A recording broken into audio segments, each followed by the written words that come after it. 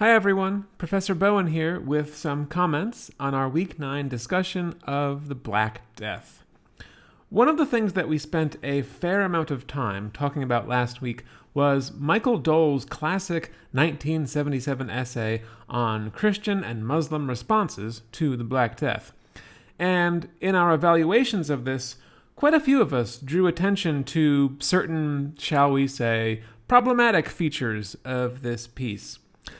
Some of us saw it as a poor example of comparative historical scholarship, and we found fault with the way that Dols emphasized European disunity, the way he overlooked the views of doctors, specifically Islamic doctors who thought that the plague was contagious, and also how he presented Christianity and Islam as monolithic faiths without any internal dissensions, tensions, or diversity.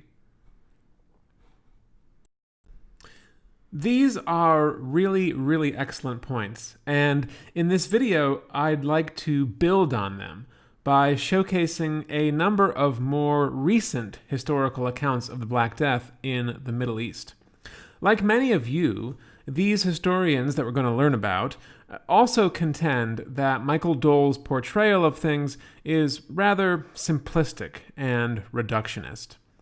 Many begin by questioning the way Dols foregrounds religion as a determining factor in social responses to the plague. As some of us noted, Dols, interestingly, never really set out to examine what religion's influence on people's understandings of and reactions to the Black Death was. Indeed, the idea that religion was a driving force in both Muslim and Christian responses to the plague is something that he takes for granted. This is an unspoken assumption governing his analysis. And as such, we might ask, how valid of an assumption is it? Was there actually a connection between responses to the plague and religious belief anywhere? These are some of the key questions animating Justin Stern's 2011 book, Infectious Ideas: Contagion in Pre-Modern Islamic and Christian Thought in the Western Mediterranean. Were there really community divisions between Muslims and Christians? And were the differences in the respective responses of these societies to the plague ultimately reducible to theological differences? In his book, Stearns pokes a lot of holes in Dols. He makes the important point that Islamic cultures were not a monolith, and that the lands of Dar al-Islam were filled with lots of interfaith communities that themselves were incredibly varied in their responses to the Black Death. As we've seen, this is one of the pitfalls of comparative history, and it's one that Michael Dols succumbs to. That is, tending to treat the things you're comparing as different, when in fact there may be many similarities and lots of interconnections between them. In his comparison, Dols goes so far as to say that Christian and Muslim responses to the plague reveal, quote, what is essential to the identity of each culture. But can culture be reduced to religion? Another important critique of Dols' arguments can be found in a recent edited volume entitled Plague and Contagion in the Islamic Mediterranean. One of its most important chapters, for our purposes at least, is by Yaron Ayalon, and it's called Religion and Ottoman Society's Responses to Epidemics in the 17th and 18th Centuries. Among many different levels, or on many different levels, I should say, this chapter calls into question Dols' methodology, his assumption, and the soundness of his conclusions regarding European and Middle Eastern responses to the plague.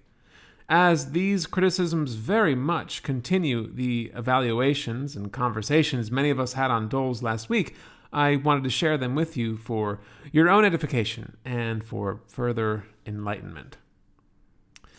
Ayalon's essay deals specifically with the question of flight.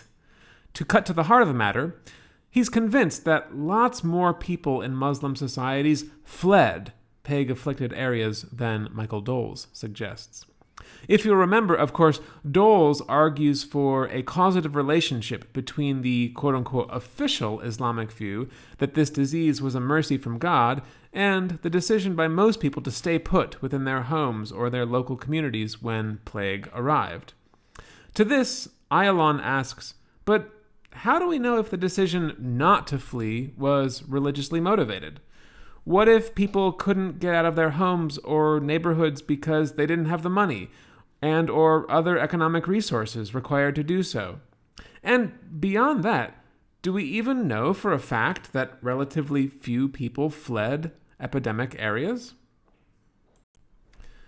In order to answer these questions effectively, we need to think about the sources that Dols and others who've studied the plague in the medieval Middle East use. These tend to be of three types: plague treatises, chronicles, and reports by European visitors. Each of them is problematic for their own reasons. For one, plague treatises are prescriptive. That is to say, they prescribe ideal behaviors. In other words, they tell people what they should do instead of describing people's actual actions. The authors of these treatises also tended to be educated men, all of whom received their training in religious schools. Thus, their outlook was doubtless going to be a pious one. Given this, it's entirely logical to think that the things they were recommending when the plague hit would be religious in nature. Chronicles also have to be interpreted very carefully. These spend a lot of time talking about religious measures, like mass prayers, that Muslims engaged in whenever cases of the plague started popping up in their communities. These sources do give us a sense of what people were actually doing, but they tend to focus exclusively on the behaviors of just one group of people, Muslims. What did Christians and Jews living in parts of Dar al-Islam do? Did they also take part in communal prayers and ceremonies? If they didn't, might that mean that religious beliefs played a less prominent role in shaping people's decisions than historians like Dols suggest? Reports by European visitors are typically quite biased against Muslims. Most of these sources present Muslims as ignorant, uneducated bigots with strange opinions.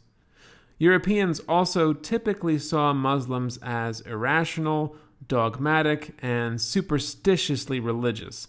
They believed that their general attitude toward life was one of passive fatalism. Thus, when the plague arrived, and these European visitors saw some people staying in their homes, this was seen as representative of all Muslims' responses to the plague because this confirmed Europeans' pre-existing image of Muslims as slavish devotees of a backward religion that brought only death and destruction. On account of these things, we really can't trust European accounts of the plague's passage through the Middle East.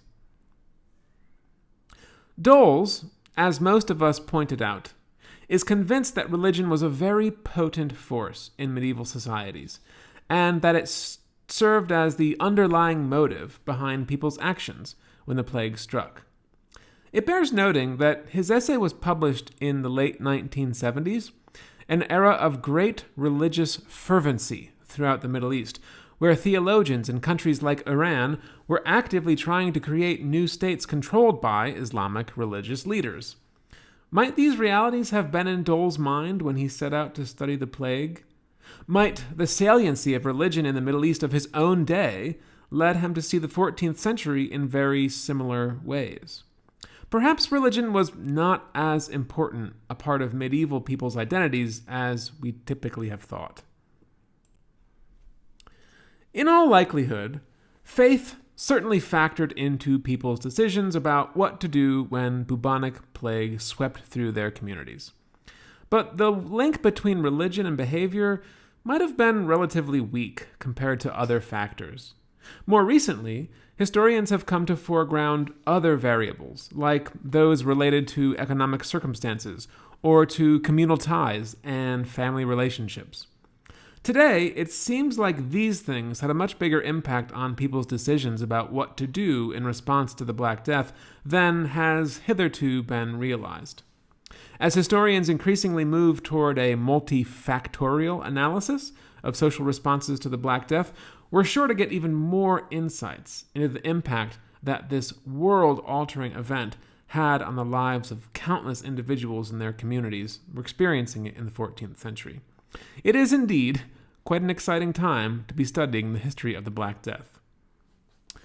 All right, well, on that slightly morbid thought, I think I'll sign off and say goodbye for now.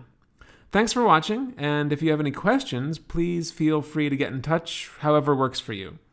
Until next time, everyone, stay safe and stay healthy. Toodles!